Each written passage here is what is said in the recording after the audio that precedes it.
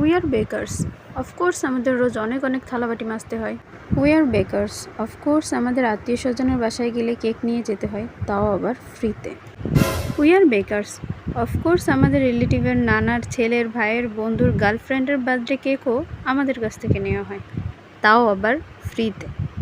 We are bakers, of course সবাই ভাবে আমাদের কেক বানাইতে বানাইতে বাড়ি গাড়ি সব হয়ে যাচ্ছে, কিন্তু বাস্তবে আমাদের বেকিং আইটেম কিনতে কিনতে bank balance zero. We are bakers, of course আমাদের শুনতে হয়, কি কেক বেচা খাও? কত টাকা ইনকাম হয় মাসে? উই আর বেকার্স, অফকোর্স আমাদের রোজ শুনতে হয়, তোর জন্য ফ্রিজটাই নষ্ট হয়ে গেল। তোর চাচার শালের ভাইয়ের মেয়ে অসুস্থ। তো একটা কেক বানাই দে, গিয়ে দেখে আসি। উই আর বেকার্স, অফকোর্স আমাদের প্রায় শুনতে হয়, কি রে, কেক তো খাওয়াইলি না। দিস ইজ আওয়ার বেকার লাইফ।